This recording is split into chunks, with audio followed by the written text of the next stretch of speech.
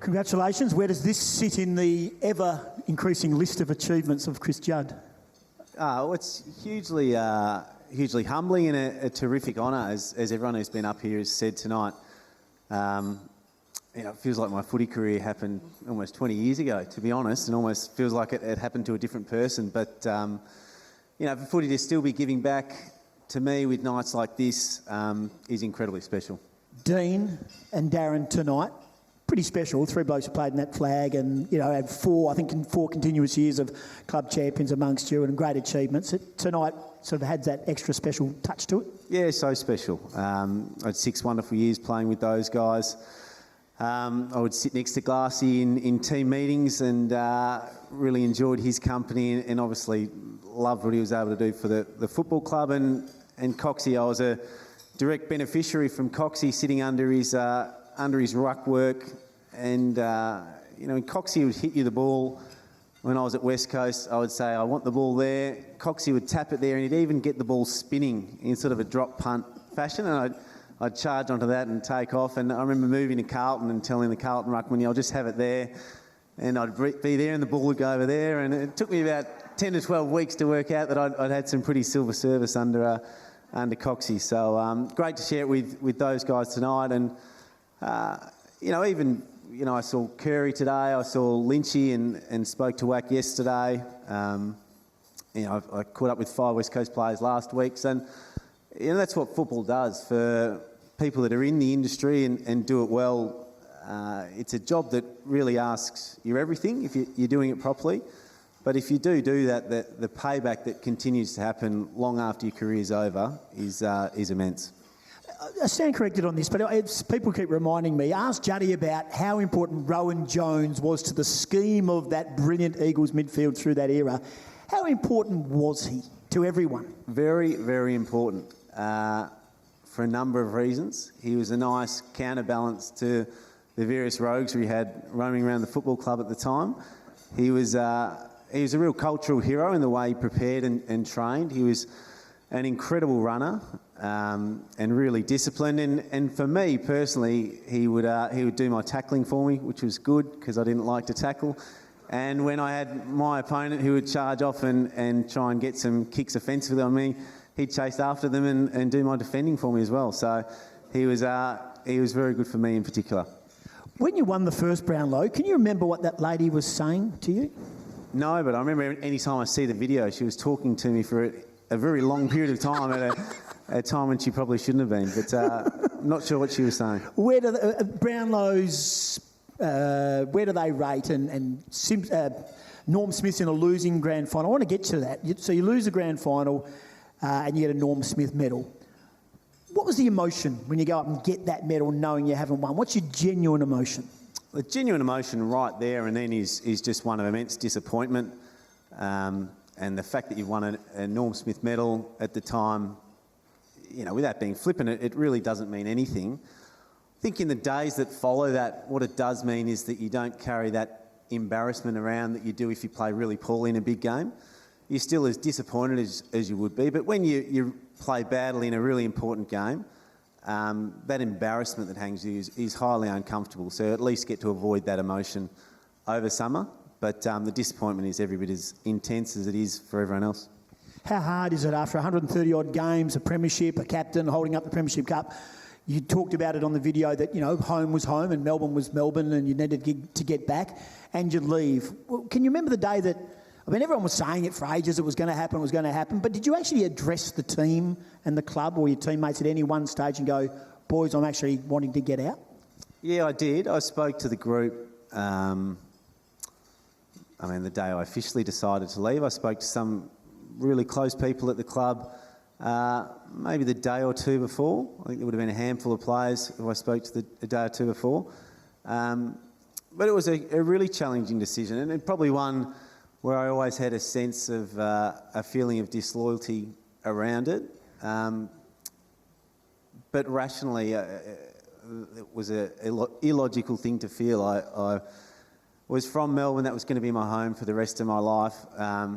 It was essentially a non-football related decision that affected football, which is can be challenging, but when you work through who you're loyal to, I guess essentially your family's going to come first, and essentially you have to be loyal to your own happiness, because if you're not looking after that, then no one else will be. So there was a lot of things to juggle at the time. I would have been 23 or 24, so still pretty young.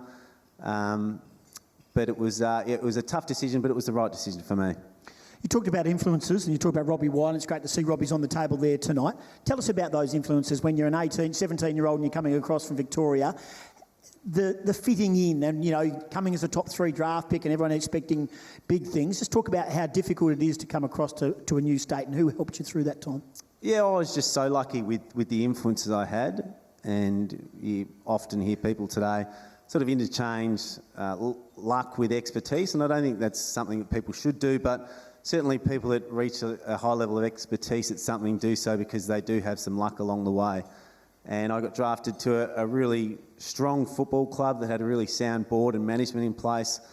My first assistant coach in that system was Robbie Wiley, who I think I shared some similar mental characteristics. Robbie was an incredibly driven person, was never impressed by how hard I used to run in games, even though I ran bloody hard, but he was always underwhelmed by my running performance, and he always just wanted that little bit more. And it's actually sitting next to a guy who taught me how to invest, who always wants a little bit more as well, but he always wants a little bit more money. So maybe I've got something in common with people who always want a little bit more. But I had Robbie there influencing me. I had John Worsfold, who was a young coach who, I felt Robbie probably taught me a lot about football, and Woosh was a shining light and really taught me a lot about values and provided a role model who was a young man, was someone who I aspired to be like. And then people like Ben Cousins, who taught me how to train and prepare for football and showed me the obsessiveness that comes with that. Daniel Kerr, who was crazy as a coconut, was my own age. And when you see someone your own age who's as brave as anyone else in the competition, that drives you to push forward, and obviously Coxie and Glassy, and a host of other influences at the footy club. So there's an element of luck to just be drafted into a system with those type of influences. I was really fortunate to have that. Can I ask you, who does Oscar barrack for? Oscar barracks for West Coast. I think he barracks for Nick Nat first and West Coast second. And the others? Well, Billy, my daughter, is saying she's barracking for Richmond now. I think it's just because Billy's highly disagreeable, much like her dad, and she figures she can get some leverage out of that. And the twins are currently Carlton supporters, but they're just learning how to speak, so we'll see where that lies. And I'm not sure what sort of game their mother plays when I'm not around, Goss, to be honest, but she wields some heavy influence in our house. And what about Beck? I mean, a West Aussie girl who I worked with, a mum, of course, Kerry, for many years out at Channel 10 and stuff, and you've gone across to Melbourne. Is she happy in Melbourne life and still got millions of Instagram followers, just as many as you've got? Yes. You're big on that now, aren't you? You've really warmed to that. Well, I've grown, Tim. I've grown. She's got 700,000 Instagram followers and I've got 100,000, but if we divorce, I get half of them, Goss. So, technically, I'm good for 400,000 followers at a minimum. For me, it's all about engagement of your followers. So my 100,000 are very engaged, Goss. So, it's not a competition. But they are very engaged, my 100,000. And tell us about and just quickly, before I let you say a few words, of course, about being inducted into the Hall of Fame. Does it sit with you, WA Football Hall of Fame? How does that, as a Victorian who wanted to go home at such a young age, where does it sit? Oh, it's great for me. The 6 years I had here were just the most special years of my football career, and some of the most special years of my whole life. So, still be able to be recognised in this state after I left is really important to me and means a lot. And you're working now. Well, you're in the media, so I don't know if that's.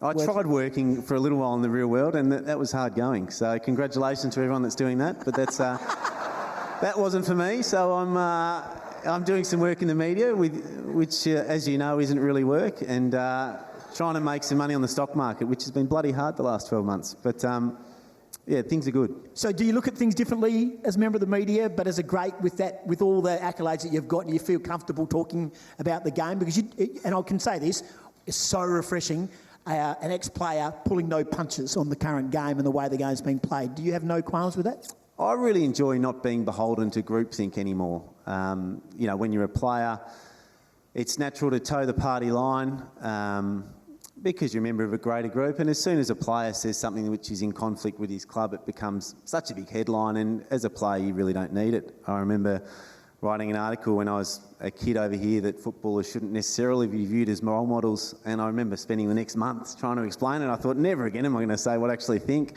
So it was pretty vanilla during my footy career, but it is nice to not be beholden to that once you retire. You'd like to thank a few people?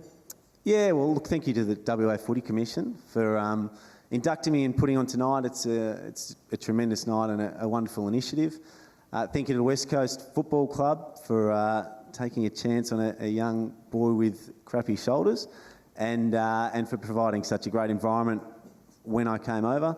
To the Carlton Footy Club as well, it's been a huge part of my life, and thank you to them, and then to my family as well for all their support. Thank you. Welcome to the Hall of Fame. Chris Thanks, Judd. guys.